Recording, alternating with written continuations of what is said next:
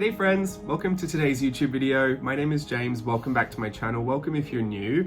I'm feeling very comfy cozy today. By the way, if you see a scratch on my arm, I don't think it's in the start of this video. I think it comes towards the end.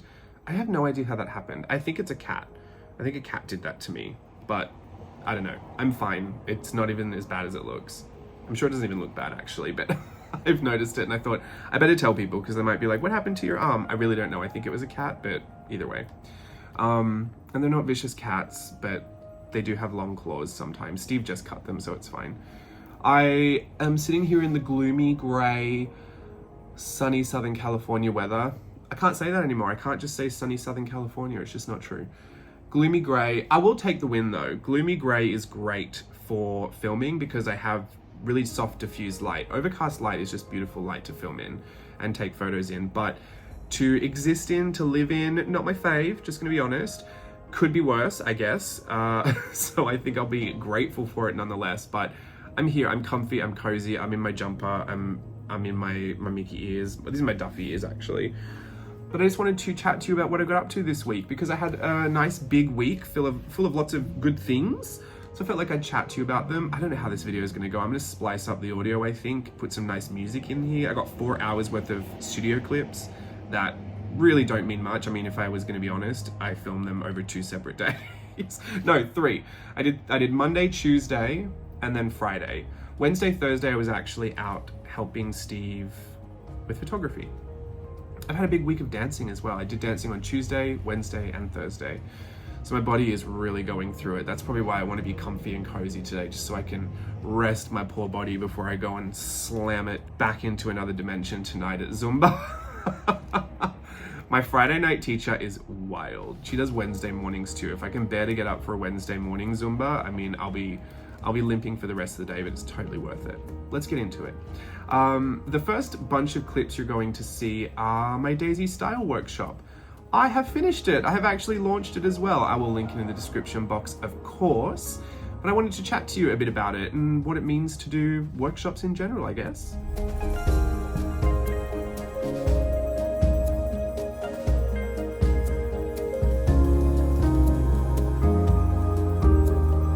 So the clips you're watching are the end part of any workshop I put together. It's the final formatting, the final review experience, if you can call it that. It really is an experience. It takes a lot out of me emotionally.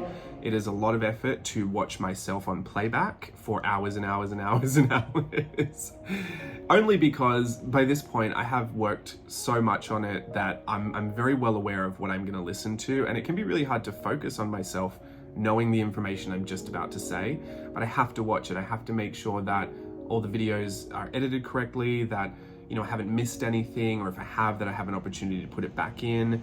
Things like making thumbnails, formatting for the course, making visuals that kind of connect together. I do like to have a bit of a visual language that goes on through my workshops, so I have to be a bit more intentional and and work towards that towards the end of the course as well. It can just be a time where tying up all the loose strings feel like a ton of things happening at once. And it can also just be a little bit emotional. I can't explain it, but towards the end of my workshops, sometimes I just get a little emotional about it and I don't really know. It's not a bad thing. I think I feel a sense of pride sometimes towards the end of it, that I just feel proud of myself for having accomplished it and for having done it. And sometimes, I feel like there's a weight lifted off my shoulders once it's done as well, because I carry that desire the whole time to complete it and to complete it well. My family's motto is do it once, do it well. And I feel like, when I set out to do something, I commit to it, and then until it's done, I carry a lot of expectation for myself. Not in everything, but for these workshops in particular. And so once they are finished and I have tied up every single loose end and I press publish, I almost get emotional about it, just thinking it's done. I can check that off. I can say I've done it. I can let it be, and I can rest for however long until I take on my next project. I don't know if that's normal. I don't know if that's just a creative world thing, but sometimes I do get a little emotional about it. And then sometimes I think I'm just going crazy because I've listened to myself speak in these videos for hours on end in the playbacks, which, you know, I have used this technique in the past. I do a final review, watch and sketch. You'll see my Hobonichi 5-year come out, and I draw in that alongside the video, just to make sure that I can stay focused. I used to do this in church too. I would literally art journal alongside the message, because if not, I would just daydream. My eyes would tune out. I would completely disappear into space and then have no idea what had just happened. So I do have to focus, and I find that if I watch the video, I can only watch it for so long before my eyes unfocus and I start daydreaming. So sketching alongside it is also a good way for me to listen to the information that I've put into the course and to literally follow along. I'm doing my own tutorial at that point, just to check and double check and triple check and do a final review before I press publish. Does that mean I catch every single mistake? Definitely not. I thought it was really funny that when I sent out my email that I spelt JLB Creative wrong. I thought that was hilarious, considering how I just spent 2 days reviewing all of my mistakes. But it happens, and look, it's not the end of the world. But I do make my best effort in that final review stage, just to catch everything, to make sure it's all in there the way that I want it, and that I'm happy when I press publish.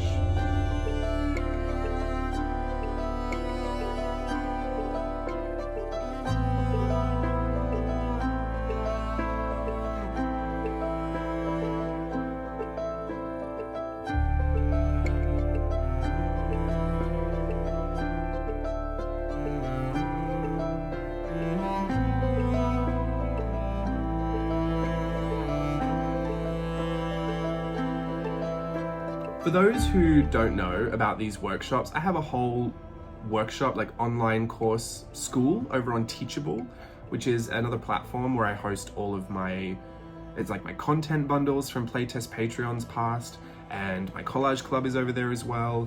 My virtual voyages I host over there. My whimsical illustration, memory to memento, those are standalone workshops that I host over there.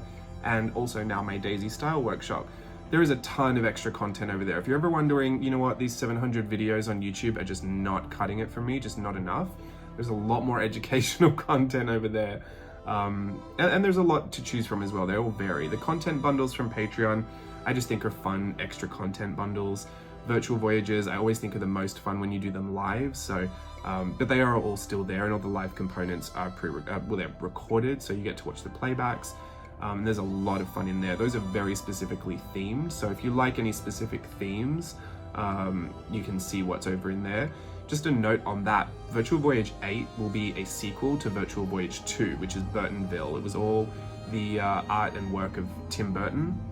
So if you're looking to get into Virtual Voyage 8 and you haven't done Virtual Voyage 2, we might be using some of that as assumed knowledge for the next workshop. So my suggestion is, because I just sent out that return student coupon for the Daisy style workshop, that works with a bunch of the other courses as well, and you can use it multiple times. So I would save yourself some money, use that $30 coupon on the Virtual Voyage 2 workshop, do that before we do Virtual Voyage 8. Just a suggestion, you don't have to, but it will give you I guess everything that we probably won't be covering in the second one. We will obviously touch on things, I mean it's Tim Burton, so it's all going to overlap, but there was a lot of fun stuff in that first workshop that if you missed out on, you know, I would probably be feeling the FOMO, so that's why I'm just saying use that coupon while it's active through to the end of June to grab yourself that course before we start Virtual Voyage 8, which I want to say I want to start in August. I'm not quite sure. Leave that with me. But yeah, the Virtual Voyage workshops, those have live components to them, the live parties. Those are really fun, lots of varied content there. It's kind of like a Patreon bundle where you got lots of different things to enjoy. The standalone workshops like Whimsical Illustration, Memory to Memento, Daisy Style Workshop, those are all study at your own pace. And the Daisy Style one in particular, I created because I've developed over the years like a bunch of play and, you know, experimentation that have led to just the creation of a few different styles that I like to play with. I don't know exactly how many there are, and there's a big there's a big crossover with a lot of them. But I chose 5 that looked pretty different from each other, that I felt like would be good to start with, and I wanted to teach how to create those styles, like how to replicate them so that you would have all the information that I have when I go to draw and I have a great time, you would have that. And so I chose 5 styles for this one. There are more, so I would consider doing an extension course to this workshop, but for now I'm really happy with the 5. And I not only wanted you to learn how to replicate those styles, but I wanted to give you the understanding of like how they came to be, like what that play process is like, what that experimentation is like, making all those derivatives, how it looks to, play more intuitively with your illustration. And I wanted to really focus on just drawing, like just sketching. So I did everything with just pencil. I didn't include any paints or any mixed media, nothing extra really. It was just pencil, just lots and lots and lots of sketches. At the beginning of the workshop as well is a foundations, kind of like mini workshop. There's a section where we just cover all the facial features and everything that you might need to know to get yourself started. So I do think it's a pretty good course for beginners and, intermediate artists. And I just wanted to put it out there because I touch on a lot of information. Like if you've ever done my workshops elsewhere, you know that I'll always pick something and I'll teach it and I'll break it down as much as I can, but it's hard to say, like, if you want to know this, where can I go and find this? And so when I think about style in particular, Virtual Voyage 4, the Lamplight Cruise, we looked at style really intensely. So that is a great workshop to kind of broaden your understanding of style, I would say. But there was no like, this is what I'm doing and this is how you do what I'm doing. We were looking at a lot of other people and how they were doing it, and we were studying them. So that's where I was like, oh yeah, I think I want to show exactly how I'm doing it, because I mean, let's be honest, I can tell you exactly what's going on in my head. I can't tell you too much about what went on in other people's heads, and we were just doing a lot of reverse engineering and gleaning from the process. So this one I really wanted to do a good job at, and I'd started it last year, and unfortunately my schedule caught up to me and I had to put it on the back burner, and it got pushed back and back and back to the point where I got to this year, and even then I was doing Playtest Patreon 3, and I thought I have to work on this. Like, it is actually supposed to be out last year, and it's one of those tricky balancing acts that you do with a job that is, part passion, part work. There are things that I have to do to be able to pay my bills, and there are things that I have to do because I want to do them and I want to share what I love and do what I set out to do, right? But this is one of those things where I was like, no, this has to go out, because if I push it back any further, it's really not going to make any sense for the structure of how I've set everything up to fall. And I try not to be too rigid. I mean, I'm very flexible, but there's got to be a bit of a point where I say, all right, you've had enough time now, get on with it. And I think the thing that stopped me the most was that I was really afraid to go back to it, because I feel like I hadn't done a lot of work on it. I'd done a lot of pre-prep. I'd done a lot of study and understanding, which unfortunately I'd left for so long that I would have to redo. And then I knew I had made some worksheets, but I didn't know how much I had done. I had done some filming, and I was like, well, is that even going to make sense now? Like, what does that filming look like to what the filming this year looks like? And so I just put it off, kind of delusionally, pretending that it didn't exist, just because I thought, well, I don't want to know if there's a lot of work ahead of me. I really just felt a little exhausted, and I'd always told myself, like, I want to do it when I'm feeling good and happy, because I don't want to be on camera teaching feeling like that's not what I want to be doing, because I think you can feel that. I think maybe not. I mean, some people are great actors, but I wouldn't count me as one of them.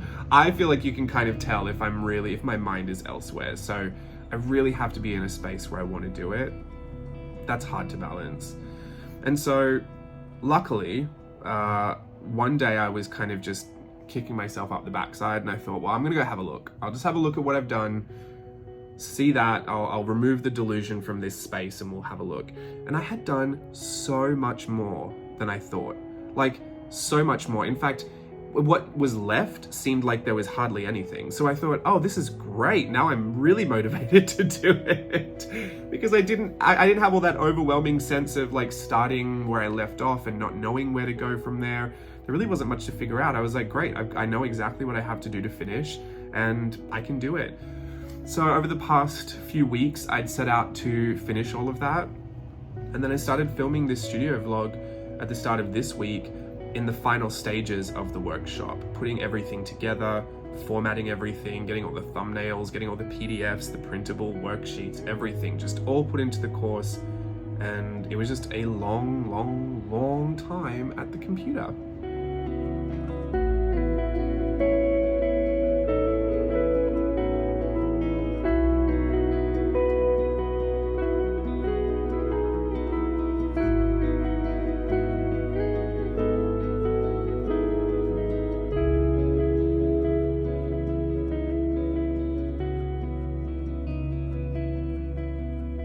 So I'll leave you with that, with the Daisy Style Workshop. It's linked in the description box below. If you didn't receive that return student coupon, just email me, jameslukeburke@msn.com, and I will get you the info on that.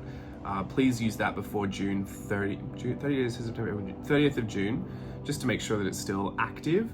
And you can use it for multiple courses as well. So that's just information I will leave you with. The other thing I guess I was doing alongside it in my final review and sketch was working in my Hobonichi 5-year journal. That's going really well. It's hard to believe that we're in June, so I'm technically halfway through the last year that I'll be in that journal, and I'm sure in a few months the sales will come up for the next year's journal. I'm hoping that it's the same. I don't really want it to change. I am going to go with A6, I've decided that. Just a size that works for me. I always want to try something new, and I always want to switch it up because I just enjoy that. I like being chaotic like that. But I did say, and someone pointed out to me as well, that I did say I wanted to have a whole line of them stacked up on a bookshelf, and I do want them to be all the same size. They're going to be chunky monkeys all stacked next to each other, but I just absolutely love it. It's getting really difficult to work in them, only because when you're at the bottom of the page, there's nowhere for your hand to rest. So I do have to butt something up against the journal so that I can rest my hand on it. Otherwise, your hand is free floating in the air trying to write your final passage in there. And then obviously working on the right-hand side page, it is harder at the start of the year when the book is higher off the ground, the page is higher off the table. But as you go through the year, it gets easier and easier until you get right to the end of the year, and then the left-hand side pages are pulling on the right-hand side pages. I will just say this, it is a commitment. It is something that you will be struggling through. You'll be fighting for your life in this journal a few times a week, but I think it's still totally worth it. One of my absolute favorite journals on the entire planet. It is so special to me, and I know I say this every single time, but in a house fire, it is the one that I will run out the door with.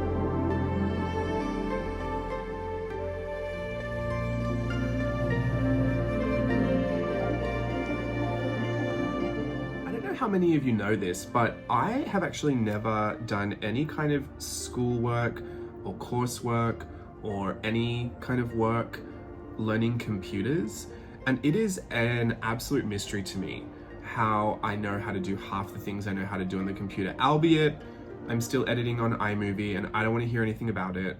But sometimes I do look at it and I think, like, I take for granted how many problems I used to have trying to learn how to do things because I didn't know anything at one point. And that over years and years and years and years of wanting to do the most stupid things, I learned all of these skills that have finally led me to a place where A, I can put them to good use, and B, I don't have to search a YouTube tutorial every 5 seconds to be able to do them. Like, I look at myself going on the computer and I think, you know what, I've got something. Like, it's not a lot, and I'm sure I'm, cutting 55 corners and I'm doing everything wrong and doing it the hard way, or it makes no sense how I'm doing it. I mean, I still don't name my files correctly, but who does? I just think it's amazing sometimes that there are things that I used to do, like I used to make stupid little music videos with my best friend in high school that taught me how to edit. I mean, not well, but I can. Like, it's a skill. I learned how to do it at least basic. And that, I wanted to in those playtest Patreons, I wanted to come up with random little things like the playtest press, and which taught me how to format on Photoshop and make these infographics that I would then end up using to format for my online workshops. It's just amazing to me that all of those things that seemed pretty stupid when I was doing them, or seemed like, I don't know, I didn't know why I really cared to learn those things, or if I ever should have learnt those things, but now they seem to really pay off, because I really do feel like I've got a general enough understanding of the computer that doesn't make me freak out every time I sit down. I mean, I freak out if I have to sit down at it for too long, but it's not because I don't know what I'm doing sometimes. It's because I'm impatient and I get antsy and I don't like to sit at the computer for too long. But I did get this new laptop, I think, last year, and it is so much quicker than everything else that I have used. So that really actually does make my life a whole lot easier. It makes making these videos actually a whole lot nicer as well. You know, whenever I get a little bit of a hurdle in whatever I'm doing, I'm very quick to, Steve says quit or give up, but I think I'm very quick to course correct, which usually means taking myself out of the situation altogether. I mean, call that quitting if you will, I don't know. That's your issue, not mine. But I do like to fix the problem immediately. And I was having a really hard time editing videos before because the computer I was using was going so slow. And so even if I had to do something that I knew I could do quickly, like it was just 5 cuts, add a song, put a transition in, I was like, that should be so quick to do. It would take hours, because every time I would click on something or I'd move the little splice tool somewhere, the rainbow wheel of death would come up, and I'd have to wait there for 2 minutes, and then I'd do it again, then I'd have to wait there for 5 minutes, and then the system would crash, and then I'd go to export it and it wouldn't export the video properly. You come up against enough of those little, tiny little hurdles, it can make the entire experience just feel like it's not worth doing. And I was really getting angry about video editing for a little bit, just because of the problems. So I got this computer, and since then, it has actually been wonderful. And I think a testament to how I ended up creating so many videos in such a short amount of time. I actually don't think it would have been possible. I'm speaking specifically about Playtest Patreon 3 here. I don't think that would have been possible on my old computer. That is just literally down to the processing speed that I could rely on this new laptop. So very, very thankful to have it. Hope it holds out.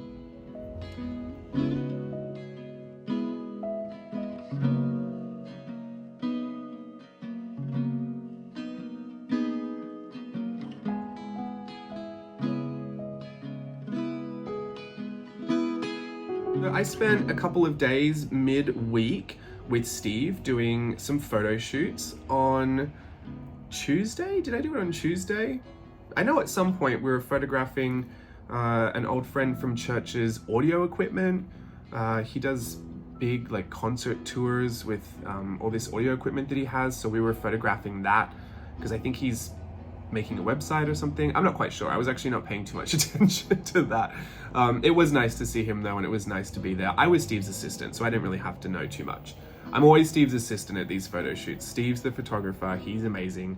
I just have to be there for some input here and there, and to do the heavy lifting, because obviously I'm so strong. It's not true. You can't see my sarcasm because I've edited it out, but yeah, no, I'm not. Don't ask me to lift anything. The photo shoot we did on Wednesday is for, I believe Steve used to work with her, and she has a toy business, and we were doing a photo shoot. It was like branding photos for her owning a toy business, and it wasn't actually for the business itself. It was for her, but it was, so she had brought in a whole bunch of toys to the studio, and it was really, really fun. And we had like a doll's house. We set up, they had these big mushroom toy things. We had a rainbow. There was a little car, like a little Jeep made out of wood that she could sit on. And I was having such a funny time getting her to, you know that scene in The Grinch when he's driving the tiny car? I got her to do the exact same thing, but I didn't realize that the car didn't have like a lock on the wheels, and so she leant back and like kicked her feet up, and the whole car flipped out from underneath her and she crashed on the ground. I felt so bad. She said she was okay, so we can laugh about it now, but in that moment I thought, uh-oh, Steve's gonna have to use that liability insurance. The photos turned out really fun though. I'm always a little nervous with some of the more creative visions that Steve's clients bring in, only because I really do believe in Steve's talent, and I really do believe that together we can make these great things, but we work so differently. I have to make all my decisions up front, and then I work to my expectations. Steve has an expectation that he will do great and doesn't make a lot of decisions up front. He'll make it in the moment. And it's just a difference of creative process, and so I've learned to accept that the best compromise is he will do as much as he can to make me feel comfortable about what's going to happen, and I will do as much as I can to be open to the changes that happen during the process. Obviously, you can tell it's taken us a while to get there, but yeah, it was interesting because, I see someone come in with all these props, and I think, what on earth are we going to do? Like, I wasn't born with the skill of just knowing how to set up these toys. Like, I don't know how to do that. Does Steve know how to do that? Do they know how to do that? But luckily she had a stylist that came in as well, so a lot of it was actually preset, and it was okay. And what we did was great, but yeah, it gets nerve-wracking. I think anything you do, I think the big difference is, Steve has clients and these creative visions that he shares with the client. All of my creative choice comes down to what I choose to do for me. And so I'm the client. I only have to please myself, which I can do just by choosing the things that I want to choose, right? It gets harder when you invite someone else into that process because it's a collaboration, and I know those are supposed to be good things, but I really don't work well in teams. I'm joking. I can if I want to, but yeah, in that space, I also have to take a back seat as well. And I have been labeled a bulldozer before, which, I won't disagree with. I do have very strong opinions, and they do come out, without filter sometimes. So I've learned to curb that a little bit as well. Look at me just outing myself today. All of that to say, we had great times on Wednesday and Thursday. I think maybe I'm okay to start speaking about it now because I have managed to get a control of myself a little bit. But it's all good. Look, I think the balance actually kind of works. There is a lot of structure that I bring to Steve's process, and there's a lot of freedom and flexibility that Steve brings to mine. So you know what we'll call that? Balance.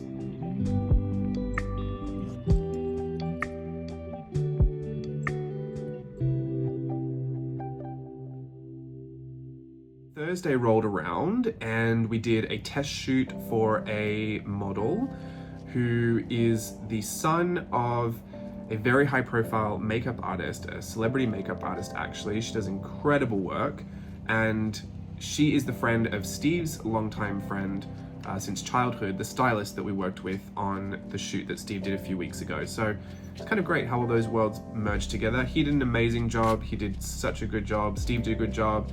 The model did a good job. Very, very full gallery to look at. He was looking to do some editorial, but some more commercial stuff as well. So that was a fun challenge because Steve has been really leaning into a lot more editorial and fashion work. And so to come back to commercial work, which is more headshots and, more fun and vibrant and lively, it felt like, oh yeah, I forget that this world exists. We've been telling everyone to be high fashion models every time they come in, which is it's my fantasy. But yeah, it was nice to kind of build out that whole collection for them. I believe they were very happy with that. And we were happy with that too, that we were kind of exhausted after a couple of days shooting. It takes a lot of energy. I mean, Steve does a great job with that camera. I mean, it is so heavy and he is all up and down, all over the ground. But setting up the backdrops, changing the backdrops, setting up all the lights, the stands, the sandbags that go over everything, it can be a pretty physical job, a lot more physical than I had imagined actually. And so we were pretty exhausted after that, and then he spends hours and hours and hours at his computer, just unimaginable time spent at that computer, culling all the galleries, editing everything. It just is a thankless task, but that is all part of it, and thank goodness that he enjoys that as well. So he is just busy doing that now. And yes, I'm just trying to fill in the days for you before I get to what happened today. On Tuesday, I did some dancing. I went to jazz class. It was all technique, which was great. I feel like my technique's been getting better since I've started those classes. Shock horror. I am preparing for an audition next week. So even though I love doing combos in class, it is probably better that I have these classes where it's just a full hour of stretching and technique and conditioning. But I do love a good combo. I went to jazz class and then I had to film a self-tape, which went well. I did it in Steve's studio after the shoot on Wednesday. My hips have been so tight and I don't know what's been going on, but I've been cracking one of my hips and I just felt like I just couldn't crack it properly. The other one, I haven't been able to crack it at all. And I was like, whatever, I have to do this self-tape. I'm pretty good about pushing through the pain when I actually have to, but in the self-tape, they wanted the male identifying dancers to do a jump split in second, which is basically like just big jump split. And you could choose how you could do it, but I was in Steve's studio, so I really couldn't do any kind of chassé prep or anything. I just kind of like, you know, tucked in and just jumped on the spot and did my split. And in that first jump split, both my hips cracked when my when my legs went out into the splits. And I mean, I almost lost my legs. I like kind of fell to the ground afterwards and then like shuffled back and fell into the wall. Thank goodness I didn't break the wall, but it was very dramatic. Steve and Stella were there. They thought I'd both broken something. It was so funny. And it was so bad because all of the dance before that, I felt like I'd done a good job. I had done a good job. And then I just like completely screwed up because my hips had cracked, but also wonderful relief. Like all the pressure that was in my hips completely released.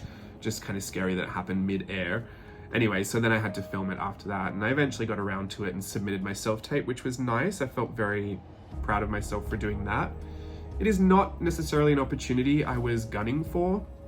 I believe it's for a chance to audition in September, so if I get an audition, that'll be great. If I don't, that's completely fine too.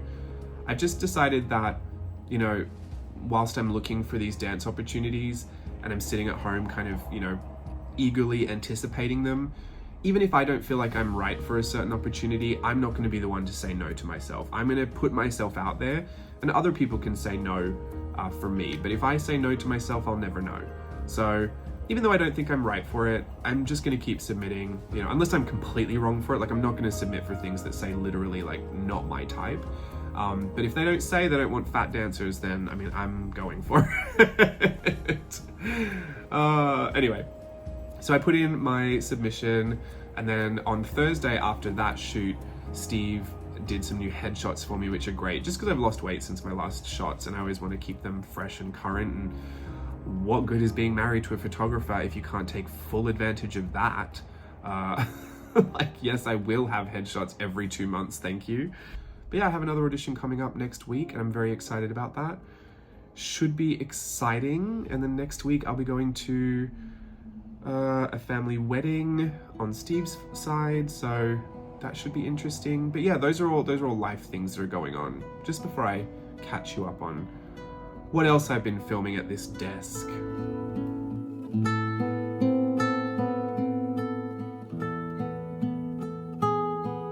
I use my DSLR to film Artsnacks, and I also use my other iPhone to film as well. I have an aerial view from the top and I have a side view so that I can switch between the footage and make a really nice, well-edited video for Artsnacks. I do it every month. It's an Artsnacks box freestyle video. I have a playlist on my channel. You can also see all of those videos over on the Artsnacks channel as well. Fun fact, I do get sent the regular box and the Artsnacks Plus box. And it was a funny story, but I kept getting sent the same colors, which wasn't a problem for me, but the first few videos that I had done for Artsnacks all ended up being green women. And they were like, oh, let's switch it up a little bit. It was just a bit of feedback that I got. It wasn't anything terrible, but they were just wondering if there was any particular reason like I was only creating green women, and it was just because I kept getting green supplies in the box. And so then they were like, oh, we'll send you the other box as well, and maybe you can just see if you need to switch the colors out. So I don't know if you know this, but a lot of the times I do get to choose between some of the colors. Sometimes I get sent the exact same colors in both boxes, so it's not really a choice. But other times I have switched out like a yellow for a blue, or I switched out a red crayon for a black crayon, something like that. I don't really know if it makes a ton of difference to the overall Artsnacks challenge. I feel like it's a little bit of cheating that I do on my end, but you know what? I still do the challenge. And I'd like to think that I could still make do with just the one box, but I try to switch it up now. I try to make sure that all the work looks really different from each other, and that can be a real challenge in and of itself. It's challenging enough to do the Artsnacks challenge, but then to make sure I don't repeat anything too much, or I have something fresh and new to show, I actually feel like it's kind of one of the overarching challenges that I face, creating those videos every month. And they are the videos that I put the most effort into by way of all the content that I film, purely because Artsnacks are a client of mine. So I feel like, you know, obviously you have to do your best for your clients, and that is a job that I get paid to do. So I want to do it really well. There's that family motto again, do it once, do it well. And so I set everything up, I clean my desk, and then I start filming. Usually I start with shots of everything laid out on the desk. And once everything is laid out, I will use my hand to slide it all away, because that becomes a transition in my video. And then after that, I'll film myself placing the box down on the table a couple of times until I get the right kind of shot, because I like to place it right in the middle of my frame, and sometimes I get it slightly off. But that box is actually empty when I place it down. It's already open, so that I've taken everything out and placed it on the table. I film that box shot, and then I film all of the close-ups of all of the supplies before I start, which is just important to be able to show everything and be able to pick apart every individual item in the box. And once that's done, I start filming the actual video. And before all that happens, I have to set up everything on the table ready to go. So if I need water, I have to go and get the water and the palettes and the little paper towel. If I need to undo any of the plastic and take the pens out of the boxes, stuff like that. If I have to prep or prime a paint marker, I will usually save that for the video, just so I can get close-up footage of that. But then I set everything up and have to get the filming started. It is very, very intense, I will say, as far as a filming process goes. I have to keep everything in focus, and I have an aerial view that's, bird's eye view, an eagle eye view, whatever you want to call it, of the page. And so that gets focused, and I have to keep everything there. I can't move that pad around, which is actually kind of difficult because I like to twist my page when I'm working. I don't like to keep my book or my paper just flat to me. I like to be able to, I call it lazy Susaning it. Like, you know those old lazy Susans where you put the Chinese on the table and spin it round and round? I can't do that, because then I'm not gonna be in frame. So I find that a real challenge, but then also I have the DSLR off to the side of me, and that has to be pretty close to be able to get really nice focus shots.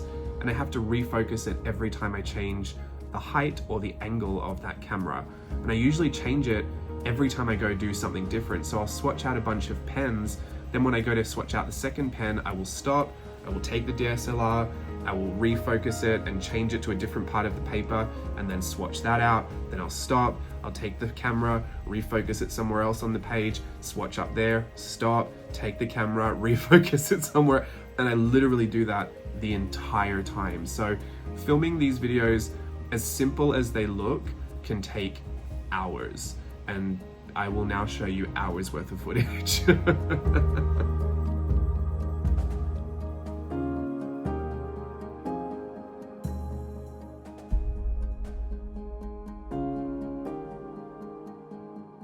So that's what that looks like. That is an Artsnacks video, all filmed, all nice and ready to dump onto the computer. Before I did that, I actually got some water and sprayed the back of my piece because I wanted to flatten it. So I put it under a heavy stack of books, just let it, the water seep into that paper and flatten it out nice and smooth. Only because when I go and do the final shots, if it's really warped, I find it hard to make the shots look nice. I don't mind warped paper, but I do have to also film a bunch of B-roll footage at the end for the video, and I also have to photograph a whole bunch of square images for Instagram. So I kind of multitask at this point. I bring out my computer, I dump a lot of the footage. It takes a long time to upload some of that footage because some of those bird's eye videos can be an hour and a half long, and I have to upload absolutely everything. So I get all of that uploaded, and then I work on anything else I've got going on, which at this point I had taken out those palettes to film with, and I thought, you know what might be nice? I might actually grab some photos of these for Collage Club. I don't know if I'll use them, but I thought it's an idea, and I always just kind of run with the idea until I don't. So I set those up. I actually took a bunch of photos of those, and I'll play with those later. And then whilst the image was flattening, I cleaned up my desk a little bit and reset everything up, took the image out once it was dry, and then set up for B-roll filming. And then I do a whole bunch of that B-roll filming, and I take all of my photos. What actually takes the most time at this point is setting up the shot, the composition of the shot, because I want to be able to fit in the picture that or the art that I've created for the challenge, but I also want to be able to feature all the different brands that are in the box. So even if there's, 4 pens from the same brand, I'll try and get most of them on the screen as long as I get the brand of that pen on the screen. And I'll usually have to hold the camera up the whole time with the photo that I want to take, and I will slightly adjust things to match the skew or the angle of that photo. And I'll mostly do it by looking at the screen and trying to fill all the negative space. And I'll have to move everything around. It actually, if you look at the table, it looks kind of crazy the way it's all set up. The way that it captures in camera, the way that the angle of the camera is, the way that it's flattened out, the distortion, the skew, like it all looks a whole lot nicer and neater. So that is kind of one of the crazier parts, is I think the smoke and mirrors of it, like things look really neat and put together and clean and pretty simple, but behind the scenes it actually can look very chaotic, very confusing. It can look like it's done all wrong. Like if you looked at my desk, you'd be like, why is everything wonky like that? It actually photographs completely straight and even. And so I get all of that done, I do my B-roll footage, and I am pretty good at that point. That is everything that I'll need, and I will take all of that and start uploading it to the computer as well. That is really the final stage. I will upload it to the computer, and then all of the editing work begins. I'll edit the clips together, I will color grade every single clip, which means I have to balance the colors between the bird's eye filming and the B-roll footage, the side angle footage as well. I'll stabilize the clips, I'll take all the sound out, and then do voiceovers, much like what I'm doing here. I'll voice over the whole thing and add music to it, and then export it, and then I'll edit those photos as well and send everything over to Artsnacks. And the fun part about this one is I'm supposed to have it done by the 10th, which is tomorrow. I also have to film an intro and an outro, which I need Steve's help for. So if I can get it done by tomorrow, I will. I did actually receive an extension this month because my Artsnacks boxes were sent to the wrong address. And then when they were sent here, they were refused postage. I don't know what happened as far, because they did make it here, but then they got sent back for some reason. I'm actually not quite sure what happened. But in the end, they did make it a few days ago, and I told Artsnacks, I was like, it's late, like I'm gonna try my best to get it by the 10th, and they were really understanding. They were like, no, don't worry, there was some postage issues, take your time. But I still want to get it by the 10th. Hopefully that's doable. And so that's what I'll be working on. I'll be doing that this afternoon and tomorrow, and if I can get that out, I will get that out. But that is the process of an Artsnacks video, and I am pretty much done for this week. I have to do my YouTube video, which you'll be watching. This is literally the thing I'm doing right now. As soon as I get off this camera, I'm gonna upload this footage and do what I've just done with Artsnacks, and I'm gonna edit all of this together into the video you will have just watched. And I hope you had a good time watching it. I hope it all came together nicely with the music and the overlaid footage. I know it wasn't a super intense week, but I mean, it feels like a lot. Like an Artsnacks video to me is like one of the things I have to do at the start of the month, and it feels like one of those things I have to set aside time for. I usually set aside 2 days. Collage Club is one of those things as well. I've filmed a whole process of putting a collage club together before. I think that's on YouTube. You can check that video out. It's quite intense. Oh, the sun's coming out. It's sunny Southern California again.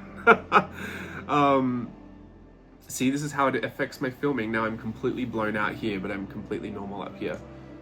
Normal.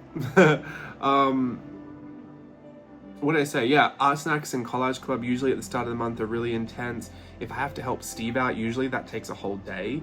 Even if it's not a full day shoot, it's like the prep time getting there, setting everything up, packing everything down. Usually you're exhausted by that point. We go and have dinner, we go to Mitsuya, we have some Japanese. That can take a whole day. If I got dancing as well, to try and throw that in there. Yeah, I mean, I don't know why I'm explaining all this to you, but if you ever thought that all I did is sit down and do art journaling every day, unfortunately that is not the truth. I usually have to do a lot of all these other things first. And then whenever I get some time, I will film some art journaling and pretend like that's what I do all the time. I really wish I could, and to be honest, I do a lot of it. And I was going to film some before I did this, but I thought I'm pushing it with how I want to edit this video, so I should probably give myself enough time because it's 4 p.m. now. Who knows when you'll see this, but I always like to get it up on the Friday, so I have 8 hours to figure out how I want to edit it, export it, make a thumbnail for it, and send it off to you to watch. I hope you had a good time watching it. I'll see you again soon. Have fun until then. Bye.